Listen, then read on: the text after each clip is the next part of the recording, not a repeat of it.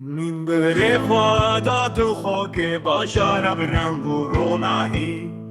bi dîlan û govenda xwe cihê şahî û evîndarî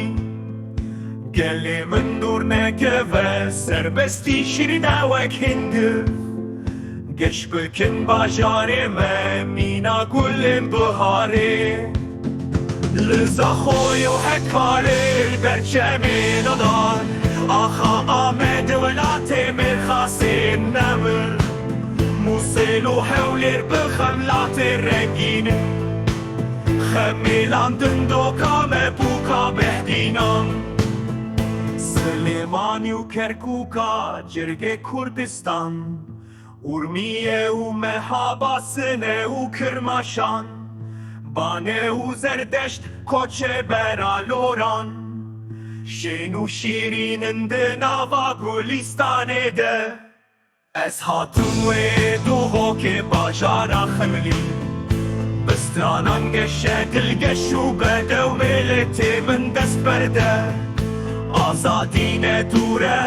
şên bikin welatê me Serê kanya jiyanê bingol agî gesmîtlî Smûş û wan li sînorê erzînomê bi hûşta sozanan Melê tu sêwas xarbêt û erzîncan Warê Dêrsimê hêlîna şêranê Mêreş û navendê İskenderûna li ber deryayê